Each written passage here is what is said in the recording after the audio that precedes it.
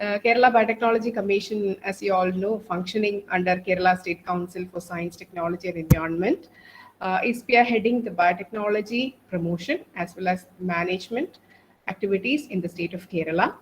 And KBC is supporting research as well as the industrial collaboration through different programs that has been initiated since its inception.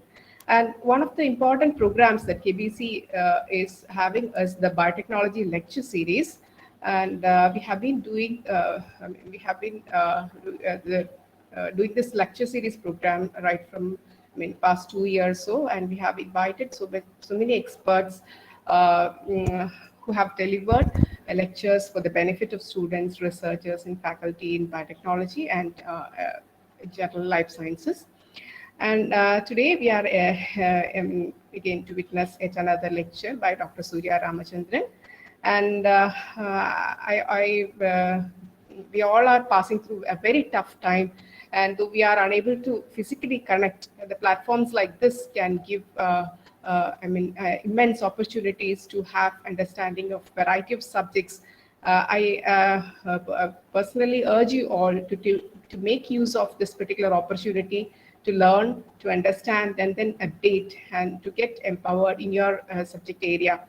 With this, I'm immensely honored to have with us the director of Rajiv Gandhi Center for Biotechnology, and I wholeheartedly thank you for having shown such a gesture in promoting a youngster from your institution. Thank you so much, sir, for joining, and welcome you for this webinar. Thank you, sir. And in fact, our executive vice president, our chairman, KBC, is the Dr. KP Sudhir. He was he had to be here, but since he has got some other meeting, urgent meeting, he will not be joining right now. And I welcome my colleagues at the council and Dr. Surya Ramachandran. I just have asked her consent just by a WhatsApp message, and she readily agreed. And I greatly moved by her gesture, and I wholeheartedly welcome you to this webinar. And the participants, in fact, more than 50 have registered for this particular webinar. I think they'll all be joining. I wholeheartedly welcome all the participants to this webinar, and wish all a wonderful learning. And with this, let me give a brief introduction. I'd like to hear from you, sir, Chandrabas, sir, for your remarks, please. Then when Surya mentioned to me that she's going to give a talk, so I said, yes, I will actually attend the talk. First of all, I should thank KBC for arranging such seminars during this such situation we are passing through. Of course, the students should keep learning, and they should not be worried about what is happening around them. That worry is not important. Keeping ourselves safe is more important. And we should have such interactive sessions, learning something new, which keeps our mind clear and keeps mind occupied. And that is very important. And we have also seen that helps people to get over this fear psychosis, which is actually being created. So this is an excellent thing which is being done. And a lot of interested students have registered. And Surya is a very good speaker. So I think we will have a wonderful session. Thank you. Thank you. Thank you so much, sir. Thank you so much. With this, I'll just introduce to you Dr. Surya Ramachandran. Currently, Dr. Surya Ramachandran started a journey with a post-graduation in microbiology. Since I'm also a microbiologist, I'm very proud to say that. And she's currently the program scientist at Rajiv Gandhi Center for Biotechnology. And her research goal currently is the use of multiple omics data for developing biomarkers in predicting acute events in chronic cardiovascular diseases. And her lab presently focuses on developing approaches to understand how hypercholesterolemia and hyperglycemia interferes with key genetic inflammatory and cellular pathways to accelerate progression of atherosclerotic lesion. And she has received several national grants for the study from Indian Council of Medical Research, and she's an awardee of project from Young Investigators Program in Biotechnology, which has been given from Kerala Biotechnology Commission, and also a project from Department of Biotechnology, Government of India, and Madras Medical Mission, Chennai, etc. And she has made several international publications, as edited a book, and also contributed a book chapter. And she's guiding 4 students for PhD, I suppose. And she's the visiting scientist to Oklahoma Medical Research Foundation, USA, and as the reviewer of several international journals, and was the editorial board member of Springer Journal, that is the Molecular and Cellular Biochemistry, from 2015 to 18. And she has also won several international and national awards for her research. She's currently the Secretary General of Academy of Cardiovascular Sciences, Indian section of International Academy of Cardiovascular Sciences, which is headquartered at Canada. And with this immense pleasure, let me now welcome Dr. Surya Ramachandran for her lecture. Over to you, Dr. Surya. Thank you. Thank you, Sarika. That was a very detailed introduction. Thank you for the kind words. I am really thankful to Kerala Biotechnology Commission for thinking of me, particularly Dr. Sarika, who invited me to this webinar. So I'm very happy to be the opening batsman of the 2021 webinar series. And I hope and I look forward to hear from some very excellent speakers in the near future too. So I'll just share my screen before I go ahead.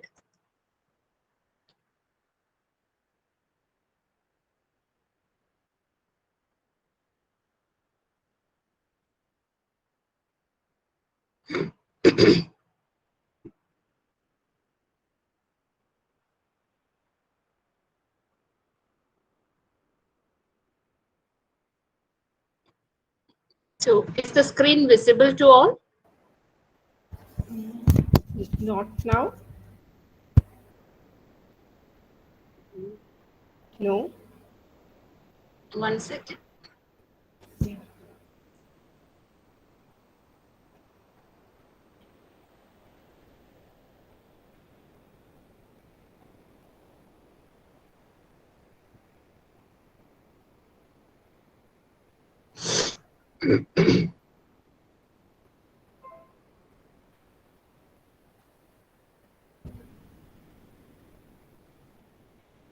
Yes, you can make it full screen also.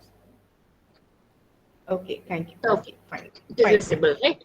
Yeah, Okay, yes. and I believe that I'm audible to all also. Yes. Okay. So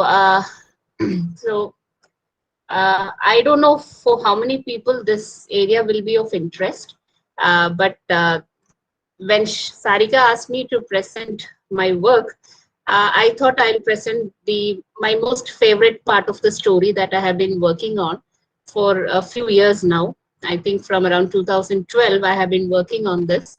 And so today I will be speaking about hyperglycemia, or high blood sugar levels, and how it drives the process of atherosclerosis, which is the leading cause of coronary artery diseases and subsequent heart failure, and a few studies that we have done in this regard.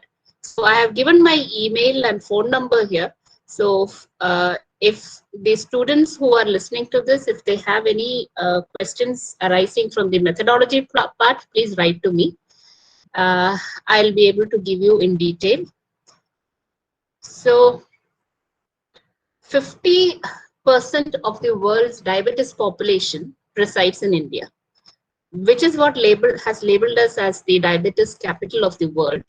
And the diabetic population in our country is close to hitting the alarming rank of around 70 million by 2025, 80 million by 2030, and around 125 million by 2040. And this is in a population of 1,300 million.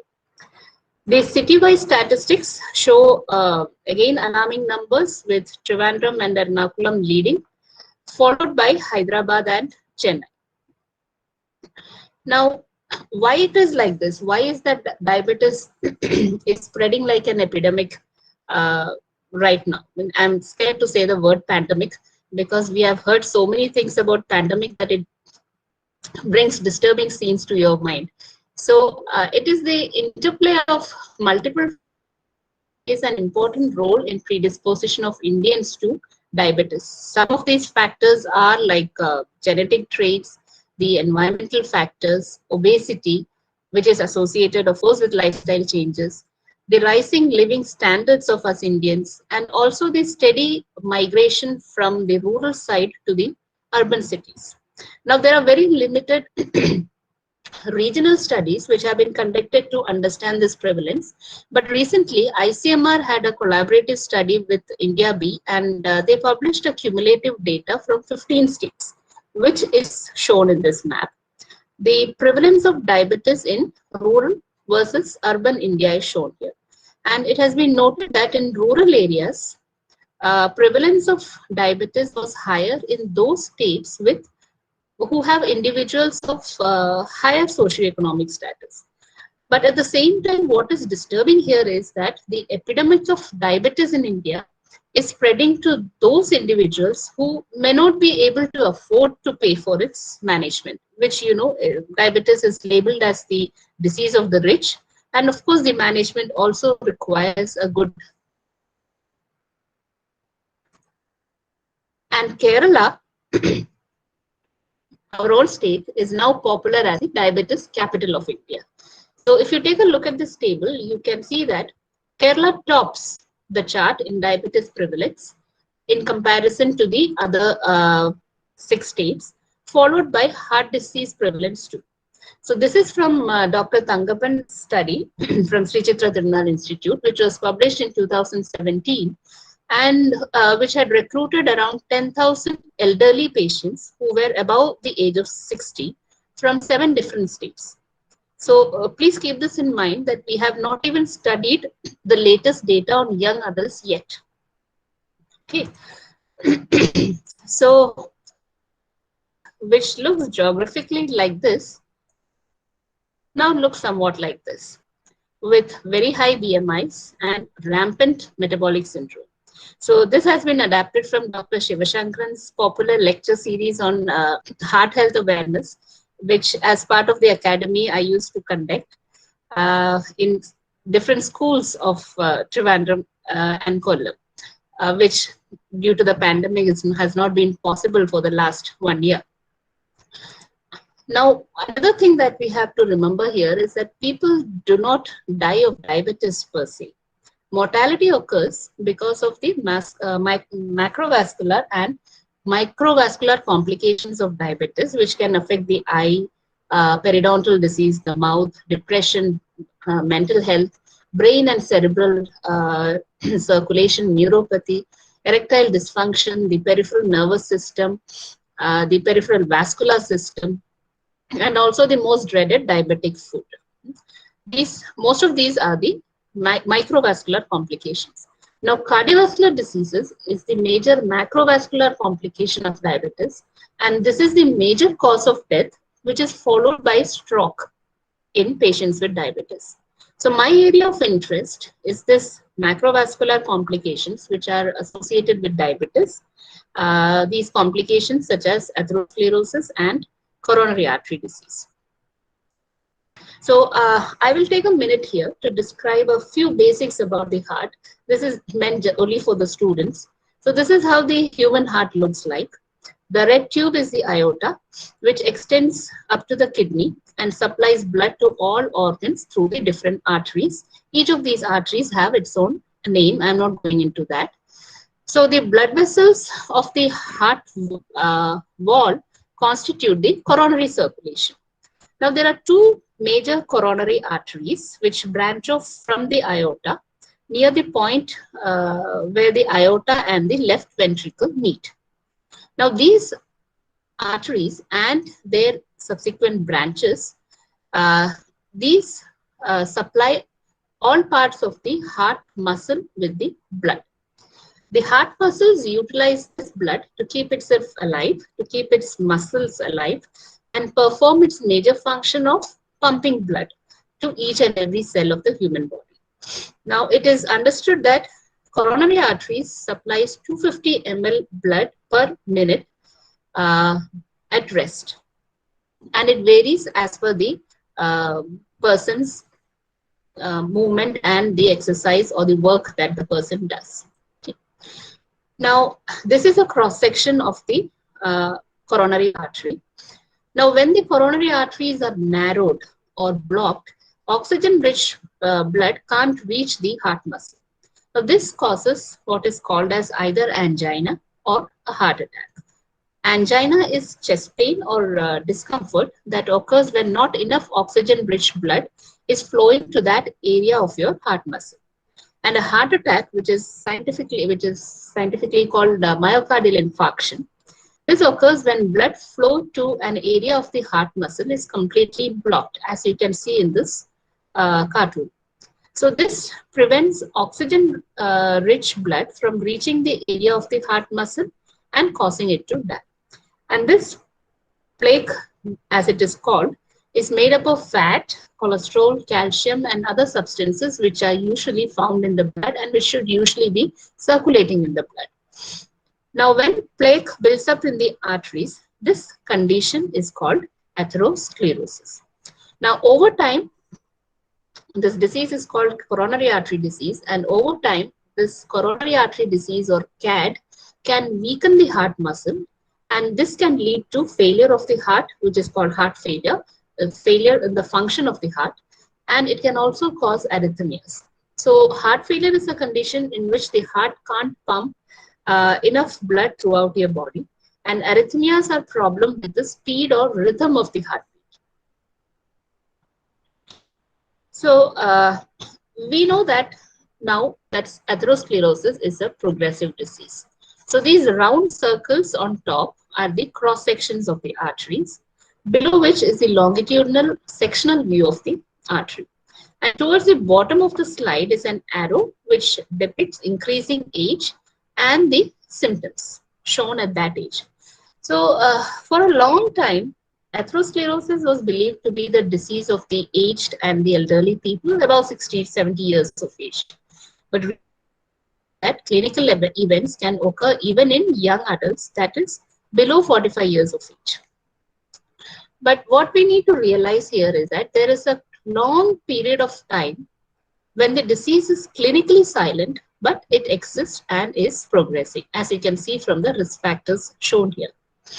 For example, the time period between birth to say 30 years, the disease is clinically silent, but it exists with development of risk factors, endothelial dysfunction, initiation of the plaque buildup. But so basically, what I mean to say here is that there are several time points wherein atherosclerosis can be either arrested or delayed or even regressed by using proper modifications, interventions, and therapy. Now, what remains to be understood is when is the apt time to intervene? How can we detect it early? And what are the targets for therapy that is available or that can be made available? So there are two major issues here. Excuse me. One, patients with diabetes have a rather onset atherosclerosis, which is far more aggressive and which advances very fast. And secondly, there are no markers which can detect onset of atherosclerosis in patients with diabetes. So my lab has been working on macrovascular complications of diabetes for the past several years. We have been trying to identify molecules, proteins, or markers which can detect early atherogenesis in patients with diabetes. So we have been focusing primarily on monocyte proteins, which are secreted on activation with high glucose. So a few years back, we identified one such immunophilin, which is called cyclophilin A, which is physiologically an isomerase, and it is secreted by high glucose activated monocytes. And the levels of this protein was higher in patients with diabetes and CAD. So in the next few slides, I will be describing the cyclophilin story, its identification, and where we stand today. So monocytes, as you see in this slide, in this diagram, it is a pretty huge blood. It is derived from bone marrow, and it has a big kidney-shaped nucleus and has very low nuclear to cytoplasmic ratio. Now they circulate in the blood, and they have the capacity to detect the actual disease state. And they can also get activated and secrete several proteins in response to the disease state. So that is why this blood cell is of interest to us. And this is how a normal artery should look like, with the monocytes along with the other blood cells flowing in the red region, which is called the lumen or the blood, and the tissues below it perfectly bound together. The endothelial cells are intact. The elastic fibers are intact with the collagen. The VSMCs are also intact, and each of the cell type is doing its function. However, when there is high blood glucose or hyperglycemia, this activates the monocytes, and in the presence of LDL, increasing amount of LDL in the blood, it enters into the subendothelial space. That is, it migrates into into the intima region, passing through the gap junctions in the endothelial cells. And here they differentiate into macrophage because they're no longer able to float in the blood, so they become resident macrophages. And once they become macrophage, they do the function of macrophage. They start scavenging all the oxidized LDL, which is the modified form of LDLs. And once they are full of this oxidized LDL, they form a structure called the form cells. Now, subsequently, the smooth muscle cells migrate into the subendothelial space, where they accumulate and produce extracellular matrix, which are important components of more advanced atherosclerotic lesions. So thus the plaque, or what we call as the atherosclerotic lesion, starts to form, and this starts to protrude into the, thus blocking the blood flow. Now at some point of time, this can also go into thrombosis. I'm not going into that because we are dealing only with early atherogenesis, which I have shown in this diagram here. So what happens at the cellular level is that the usually circulating levels attach to the endothelial cells, and these endothelial cells express cell adhesion molecules. These molecules are usually expressed when there is a presence of oxidized LDL, and the adherent monocytes transmigrate, and these macrophages, when they uptake oxidized LDL, they express scavenger receptors and CD36, LOX1, and this leads to the formation of form cells. And at this stage, there is an increase in the levels of most inflammatory cytokines, such as TNF-alpha, FCP1, the interleukins 1 and 6, and also there is an increase in the oxidative stress of the tissue and the cell type. So our aim was to identify proteins which are secreted from these monocytes and which could have the potential as a marker of vascular disease or atherogenesis. So we started out with in vitro studies of leukemic monocyte cell lines, and this is widely used in monocyte studies. So we did proteomic studies using 2D gel electrophoresis, and we identified more than 1,500 spores, of which 30 were downregulated. We were particularly interested in the downregulated one, and 5 were secretory in nature. So then we used several bioinformatics softwares like Signal-P and Secretome-P to classify these secretory proteins into classical and non-classical secretory proteins. And of the 5 proteins that we identified using these series of experiments, cyclophilin A, which is also called peptidyl prolyl cis trans isomerase or PPIA, was observed to have more than 95% sequence coverage, And it was also found to decrease considerably in high glucose primed protein patterns. So we further validated the expression patterns of this protein in HT prime cells by immunoblotting, by ESI spectroscopy, and MSMS spectroscopy. So we understand that THP cells has its own limitations being a cell line. So it does not give us a true picture perhaps. So we shifted our focus to human monocytes from patients. So we isolated human monocytes from patients as well as normal subjects using max sorting and the CD14 markers. We obtained a high purity of around 95%. Now in the lower picture, you can see that the cyclophilin protein in the monocyte cells is decreasing in patients with diabetes and diabetes-associated CAD. And at the same time, it is increasing in the plasma of these individuals.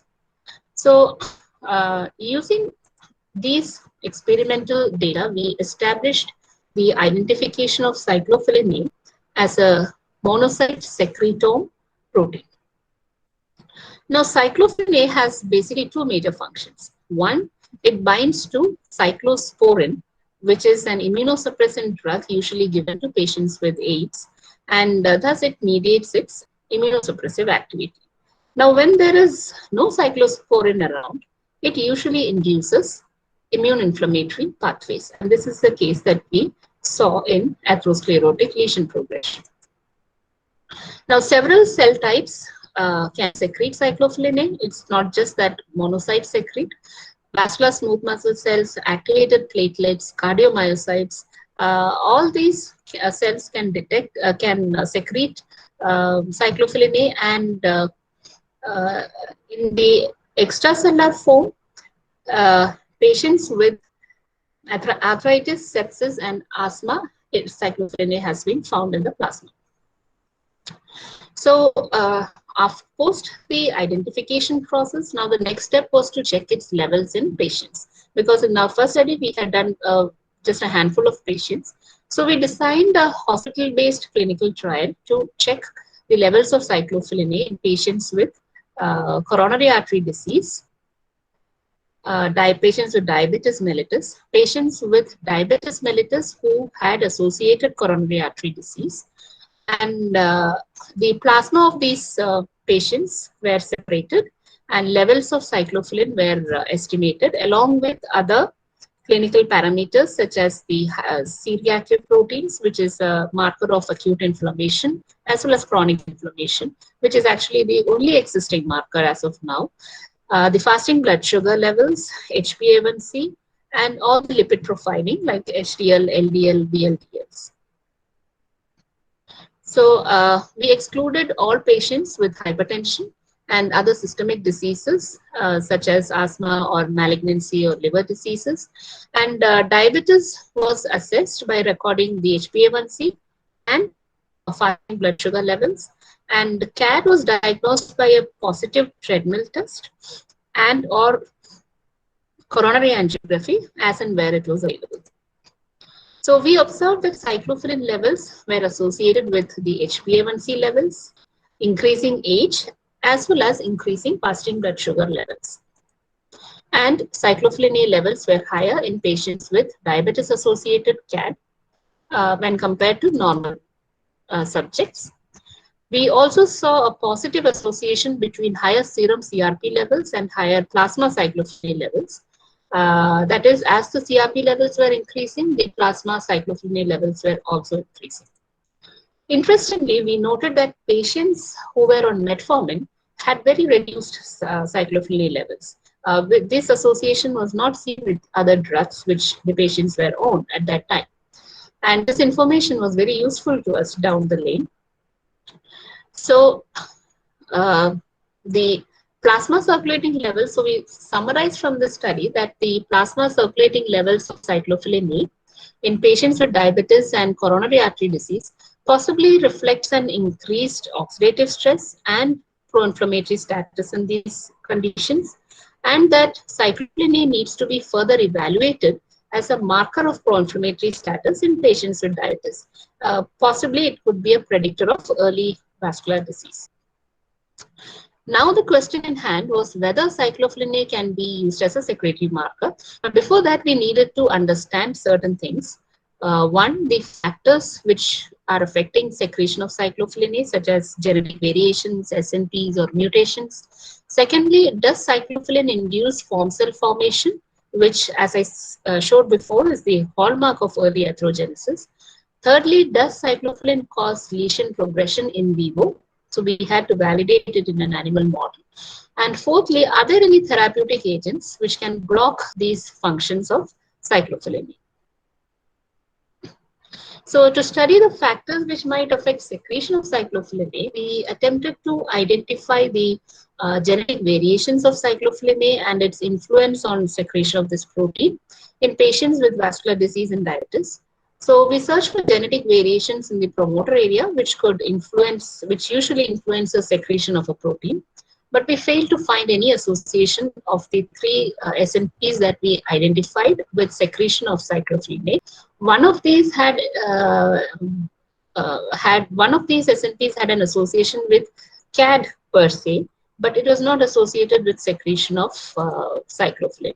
So genetic variants was identified using gene cards, and the primer sets were designed in such a way that they amplify the entire putative promoter region to the 3' UTR of the BPIA, so that we could identify all the genetic variants, and one which is obtained from the database, and also the novel ones if present in the region. So now the next question in hand was, does cyclophilin A induce form cell formation, which is the hallmark of early atherogenesis? So as I showed in that initial, formation cascade begins with adhesion of monocytes to the endothelial cells and its transmigration into the intima.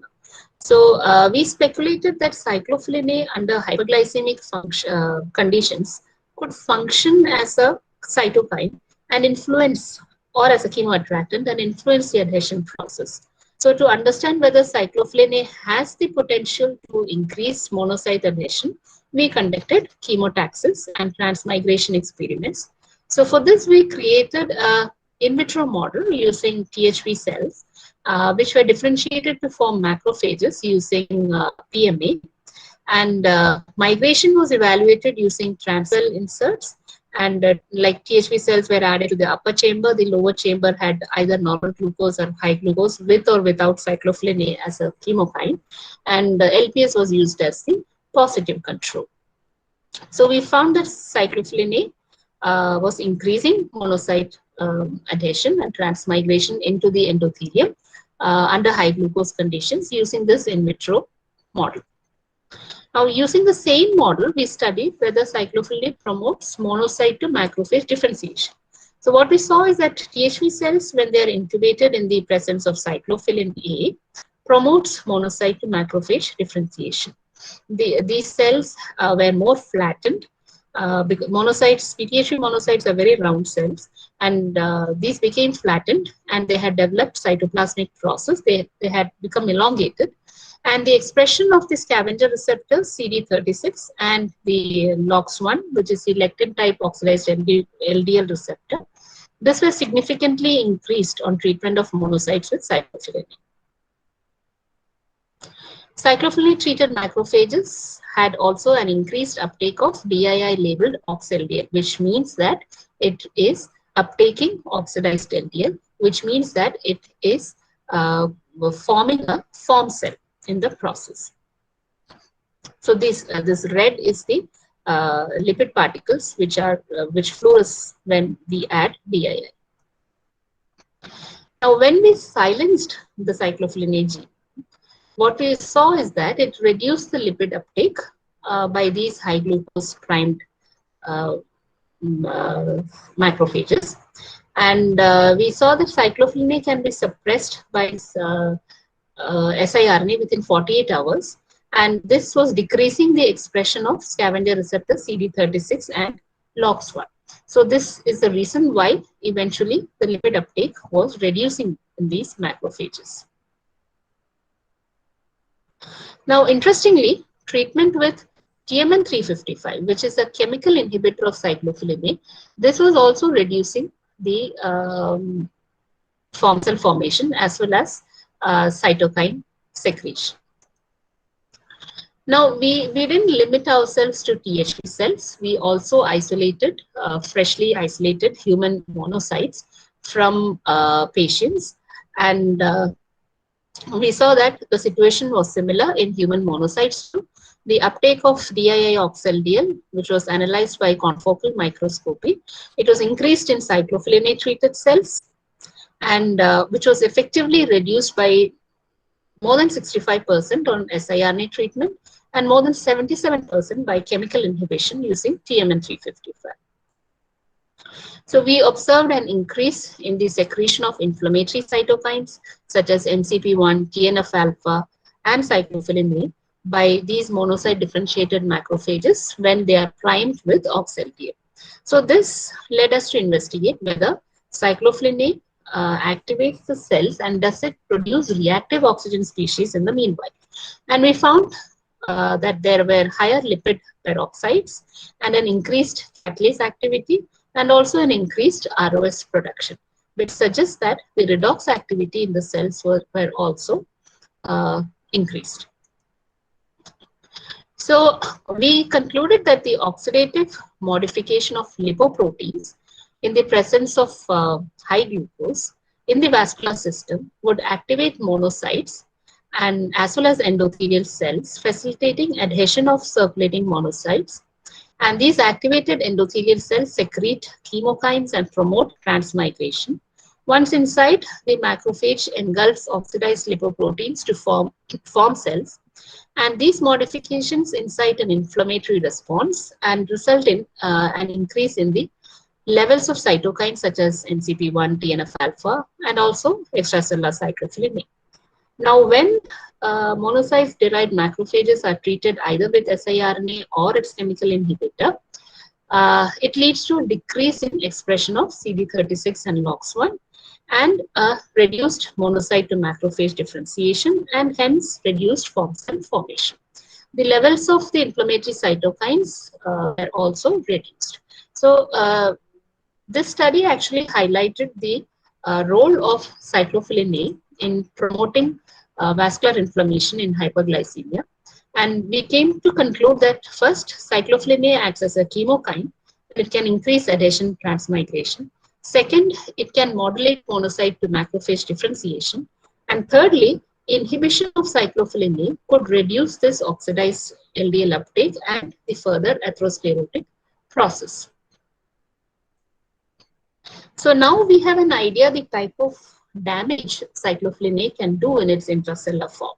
The next pertinent question, therefore, was to how to inhibit or arrest its activities without affecting its normal physiological function. Because as I said, it is an isomerase, so it is required for protein folding. So without affecting this function, how can we affect its other functions? So for the experiments so far, we had used chemicals like TNM and immunosuppressive drugs such as cyclosporin, which cannot be prescribed for patients because of its apparent side effects. So here I go back to our clinical study. If you remember, we had an interesting discovery that patients on metformin exhibited lower levels of plasma cyclophilin. Now, metformin is a drug of choice for hyperglycemia, but it also has several pleiotropic properties. So apart from specific reduction of hepatic glucose output, it also improves peripheral insulin sensitivity. It is safe for cardiovascular use. It does not cause weight gain or hypoglycemia instantly. It is said to reduce the risk of cancer. It increases cancer prognosis and also counteracts cardiovascular complications of diabetes. However, the mechanism by which it does so in coronary artery disease is not fully explored. So again, we went back to our in vitro and ex vivo model, and we showed that metformin can reduce transmigration and differentiation of THP cells. This is the flow cytometry analysis in the presence of metformin. And metformin also reduced the monocyte to macrophage differentiation. It also brought down the expression of CD36. Now, these confocal images, these indicate that there is an increased lipid uptake on treatment with cyclophilin A, but it decreases on treatment with metformin. It further decreased on inhibition of cyclophilin A using TMN. So the cytokine levels were reduced, and so was the redox activity as measured by the ROS levels or the lipid peroxides as well as the catalases. So we found that metformin activates AMPK. That is its usual pathway which it takes forward. And while at the same time it was reducing the expression of cyclophilin. Now we understood this because on inhibiting AMPK using dorsomorphin is an inhibitor of AMPK, there was increased lipid uptake and also an increase in the levels of pro-inflammatory cytokines. And we went back to our ex vivo study using human monocytes isolated from patients and normal subjects. And we found that the plasma cytokine levels and cyclophilin A, which were tested using ELISA before metformin treatment, was increased, whereas the cytokine and cyclophilin A levels measured in the conditioned medium post metformin treatment was decreased significantly. Metformin treatment also reduced the lipid uptake in human monocytes, particularly the monocytes of patients with DM and coronary artery disease, diabetes and coronary artery disease. Metformin also activated AMPK levels. It reduced the expression of CD36 and LOX1, and it showed similar results as not maybe up to that mark, but somewhat similar when the cells were inhibited with the chemical inhibitor. So from this study, we concluded that circulating monocytes in the presence of high levels of plasma cyclophilin A and associated ROS can transform into inflammatory macrophages, and increase in TNF-alpha and CP1 and form cell formation was seen. Whereas on treatment with metformin, AMPK1 alpha was activated and ROS as well as cyclophilin A levels were reduced, thus considerably decreasing the lipid uptake by macrophages. So we covered most of the questions except for the last, that is, does cyclophilin cause lesion progression in vivo, that is in animal models? So we used New Zealand white rabbits for this study. Why? Because New Zealand white rabbits are quite susceptible to atherosclerosis, unlike rat and mice. They have the capacity to form invasive atherosclerotic lesions, as you can see from this figure.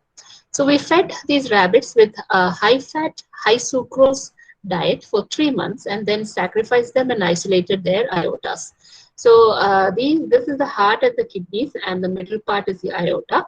And if you see here, the heart and the kidneys were a bit hypertrophied in the high-fat diet-fed rabbits. And when we did end-phase staining of aorta after 12 weeks of the high-fat diet-fed rabbit aorta using ORO, we saw extensive fatty streak formation, particularly near the aortic arch, the brachial arteries here, and also the abdominal part and nearer to the renal artery. And this lesion area was analyzed by image A. This is a cross-section of the aortic arch of 12-week high-fat diet-treated rabbits. The aortic lumen of the HFT-fed rabbits had relatively more acellular regions with a lack of nuclei, and they consisted of very few viable cells. The collagen deposition, which is an indicator of plaque stabilization, was determined by Mason-Trico, and there was a 56.3% increase in collagen deposition in the aortic arch area when compared to the normal rabbits, normal diet-fed rabbits. And the cyclophilin A expression was also higher in the HFT-fed rabbits. We also looked into the expression of alpha SMA, which is an SMC, smooth muscle cell marker, and we found that that was intense in the aortic media area of HFT-fed rabbits when we compare with the normal diet-fed. And VWF expression, which is an EC marker, an endothelial cell marker, was completely disrupted in HFT-fed rabbit, whereas in normal, we saw a regular and intense VWF expression. So we could successfully show that cyclophilin expression and the levels were increased as the lesion progresses, but we still do not know the physiological functions of cyclophilin A in atherosclerosis. We know it in a normal system, but not particularly in atherosclerosis. So given its role in the inflammatory cascade, we wondered whether cyclophilin A also induces apoptosis by impairing efferocytosis, which was also our next question. I am not going into the details and the results of this question because due to shortage of time. So why apoptosis? Because atherosclerotic plaque from patients with diabetes are known to be more unstable than those of patients without diabetes. And they have also been shown to be rich in apoptotic debris. So we speculate that cyclophilin is involved in macrophage apoptosis, and which could be the reason by which it contributes to atherosclerotic progression, that is, by stimulating the accumulation of necrotic debris during the fatty streak or the lesion or the plaque formation. So with this project, I actually approached Kerala Science and Technology Commission, and they very gracefully funded this work. So, but I am not showing the results here, as I said, because of lack of time. So we did perform a series of apoptotic assays, and to demonstrate that intracellular cyclophilin A can increase mitochondrial ROS, and this can result in both the mitochondrial membrane potential loss, and also it opens the pore, the MPTP opening, which as you know, leads to the release of cytochrome C and activation of caspase 3. So, which means the mitochondrial death signaling pathway. So, intracellular cyclophilin A induces, also induces chromosomal DNA fragmentation. It is supposed to be having an nucleus activity, and both the nucleus activity of cyclophilin A and the induction of mitochondrial modified, mediated death signaling pathways can induce macrophage apoptosis. So we published this recently in FESA Bioadvances, and we conclude that the take-home message here is that arresting form cell formation using AMPK activators such as metformin and inhibiting pro-atherogenic factors such as cyclophilin A could be a preventive strategy for limiting progression of atherosclerosis in diabetes. And it is possible that if we target the cyclophilin A activity using appropriate inhibitory agents or molecules, metformin is just one, may retard atherosclerotic lesions in diabetes. So when we say that, this molecule also gains clinical significance as a target for treatment strategy in preventing vascular complications in patients with diabetes. So we are currently performing assays to show that cyclophilin can increase ER stress and impairs efferocytosis. So this study is being written up as a manuscript right now, and this work is also complete and not have been possible without the funding from KSCST. And so what we know as of now is that monocytes in hyperglycemic conditions or under high blood glucose levels can activate monocytes, can get the monocyte activated, and this leads to secretion of cyclophilin A. And this secreted cyclophilin A in its extracellular form can be detected in plasma of patients with DM-NCAD. The levels reduce on treatment with metformin. There is an increased redox activity. There is an increased inflammation. There is increased lipid uptake. And the intracellular form, cyclophilin can increase adhesion of monocytes to endothelial cells. It can increase monocyte transmigration. It can induce apoptosis. It can increase ER stress. It can also impair atherosclerosis. So this is where we stand today with the cyclophilin. Apart from this, one of our collaborators, Dr. Ajit Mulaseri from Madras Medical Mission, who have also funded parts of this study, particularly the apoptosis study. They are doing a prospective study by recruiting patients, newly diagnosed cases of diabetes, and they are following up the patients for 5 years. And the endpoint is development of carotid intima media thickening, which is an indicator of lesion formation. So this study has completed around 3.5 years, and they have already recruited 1,000 patients. And levels of cyclophilin A after every 6 months, and also a host of other markers, including insulin levels, HOMA-IR, and all these things which are known risk factors of diabetes-induced vascular disease. And the results are quite promising, and we'll be publishing this trial soon. So post this trial, maybe we can think of considering cyclophilin A as an established marker of vascular disease in diabetes. So with several hospitals for this study.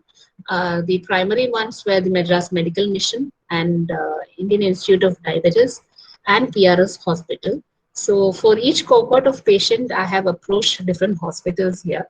And the proteomic study initially, we didn't have the proteomic facility, and Dr. Jalil at that time at RGCB. So the study I did from Indian Institute of Science, Dr. Deepankar Chatterjee's lab, molecular biochemistry.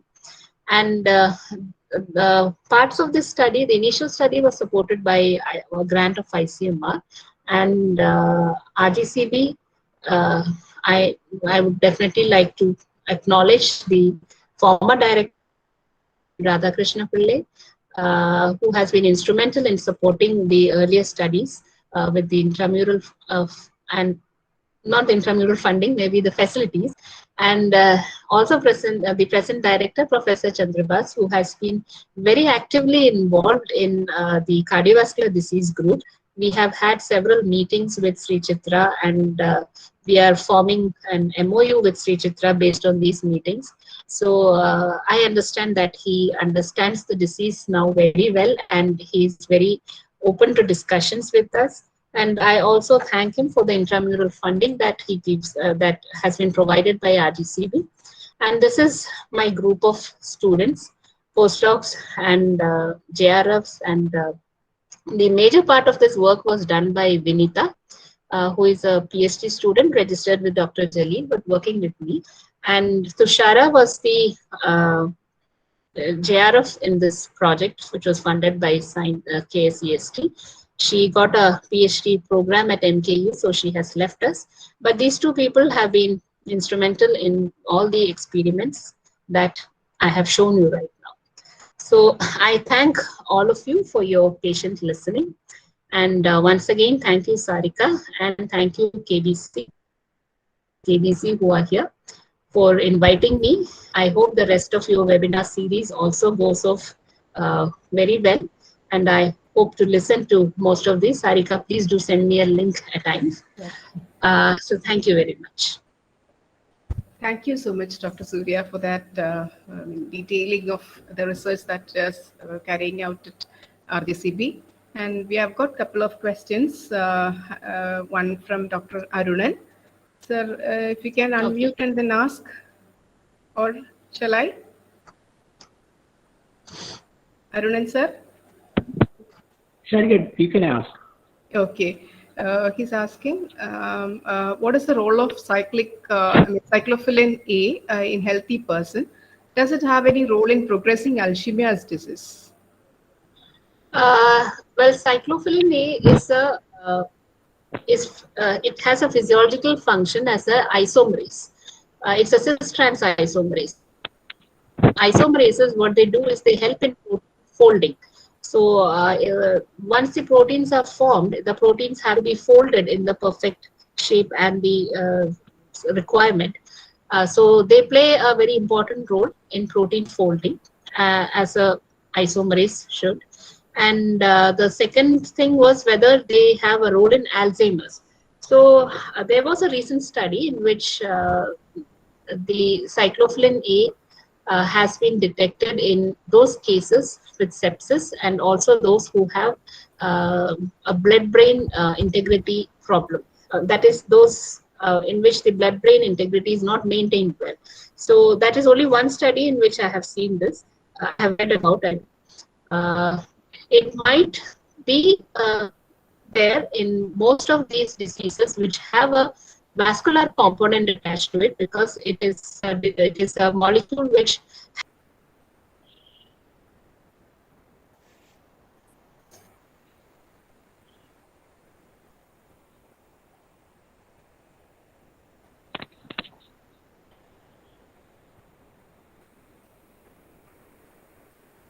Hello. Hello? Yeah. Please. Now? Yeah, so Yeah. that is the problem. So I have connected to another device now. So what I was asked was, atherosclerosis is seen in lean people also. Yes, it is seen. Yeah. Yeah, so less obese people, that is.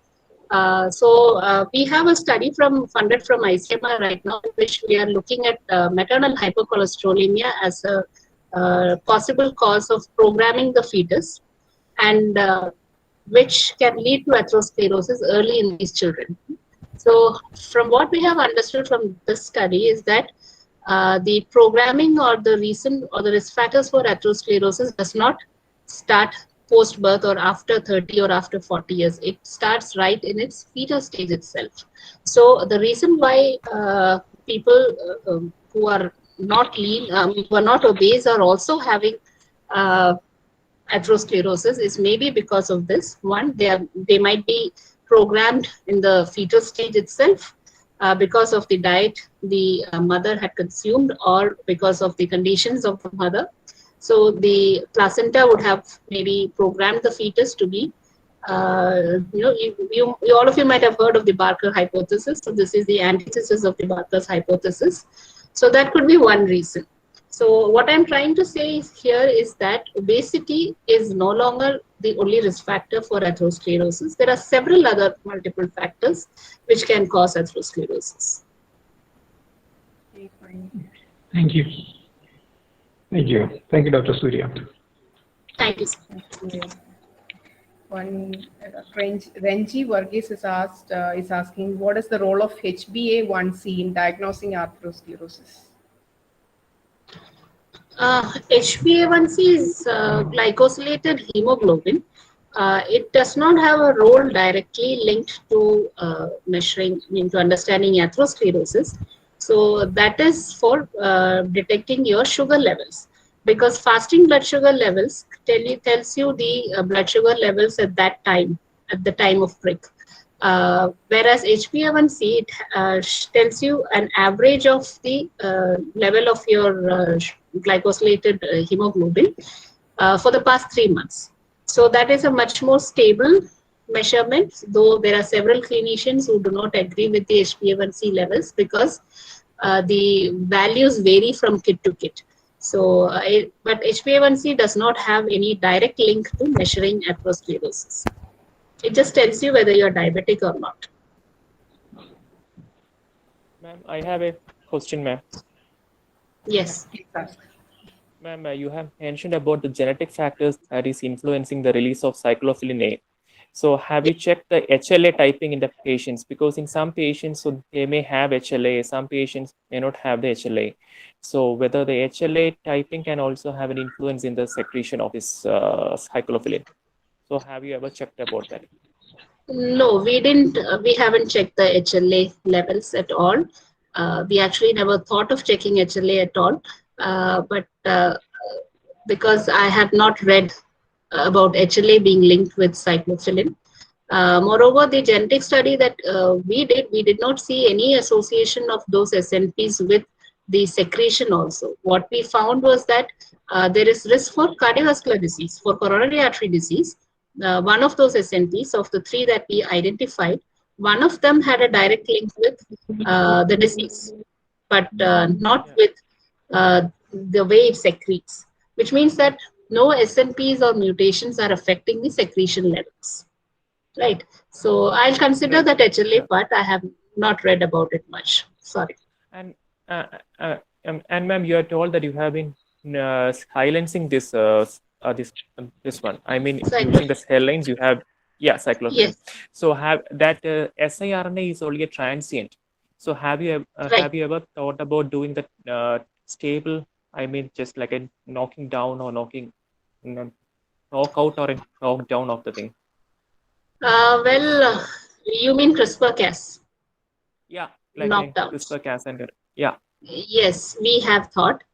We are still thinking, but we need a bit more funding to do that, and we are definitely thinking of working on CRISPR-Cas, because we first thought of doing knockout animals, because there is a PPIA knockout animal model, but the thing is, it is a bit it is tricky, because PPIA has to be mixed with either ApoE or leptin receptor knockouts. I'm talking about transgenic animals here. So that was not possible when we started with this study.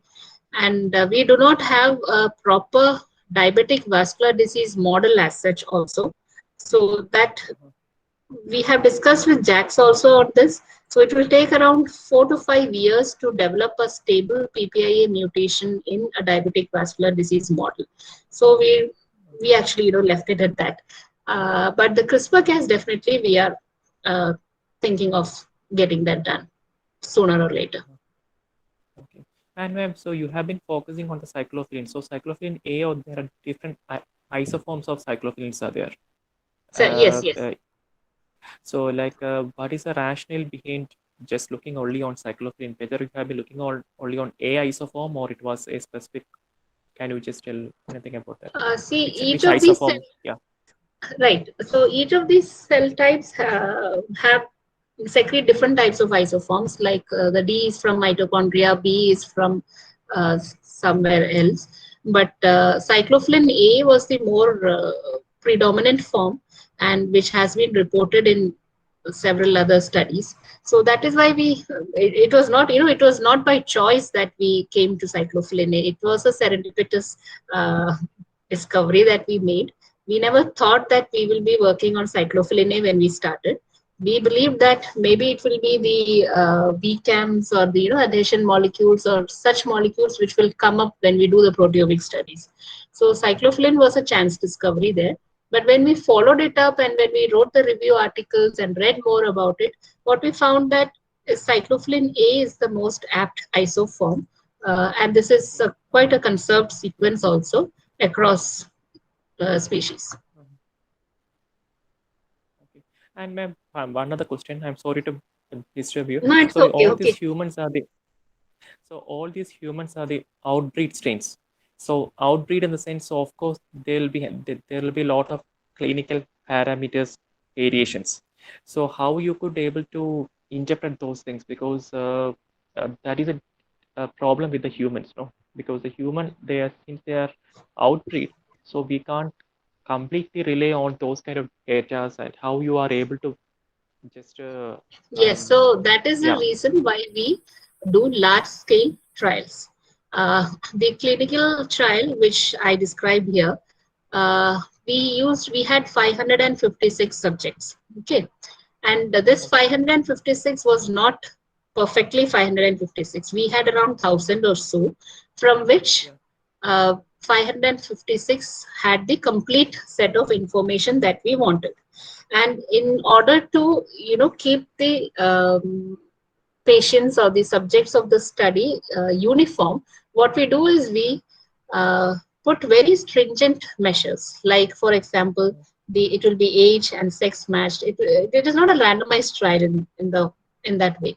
So you have age, you have sex, you have we have excluded the BP patients, hypertension patients. So which is very difficult, because a patient with coronary artery disease, more than 70% of them will be having high BP also. But even that we have Because removed we have as to a include the conformity. inclusion as well as exclusion criteria. Yeah. Right. So we actually excluded that. the hypertension subjects also. That is why it came down to 556. Okay, so this variability will always exist when we do a clinical trial. It is that we try to keep it as close together as possible. You know. Okay. Okay. That's nice. Ma'am, any humanized mouse models are available for studying this question? Mouse models, no. We have diabetic Humanized, model, DBDB. Humanized humanized mice one. models. Okay. Not in my knowledge. I don't know. I don't think it exists. Okay. Thank you. You're welcome. Thank you. Any more questions? Dr. Vishnu, you are an assistant professor at CMS College, right? Yes, ma'am. Yes, ma'am. Because I have not find the option to chat the questions. No problem. So, No problem. Had a very good interaction. Yeah. Thank you. You can write to me if you want any more details. Yes. Yes, maybe you can yeah, sure, collaborate. ma'am. Sure. Like it is, I am also interested to enter to a new area also, because I know some about arteriosclerosis, not very detailedly. Yeah. Okay. Yeah, please write to me. We can discuss over phone also. Sure, ma'am. Sure. Okay. Thank you. Okay, I think there are no more questions. And shall we wind up? So Yeah. it was a wonderful session, the 2021, the first webinar that we had right now. Very detailed, discussion on the research on a very specific topic. And we had very good participation, around 50 students, faculty, and researchers were there, who have been throughout the entire session. And I wholeheartedly thank Dr. Surya Ramachandran for having accepted our invitation and for having given such a wonderful lecture. Thank you so much. Thank you. And Thank you. I thank Dr. Chandrabhas Narayana, the director of Rajiv Gandhi Center for Biotechnology, for joining us and for having been there throughout this session. Thank you, sir. I think he has left. And my thanks are to my colleagues at KCST, Dr. Arunan, Safiq, Sharon, who have been here. And thanks to all the participants who have accepted who have registered and participated and interacted well. Thank you so much. And we look forward to the next webinar is on the next Monday, same time, 11 a.m. by Dr. Jasmine M. Shah of Central University of Kerala. Thank you. Look forward to see you again. Thank you so much. Thank you, ma'am.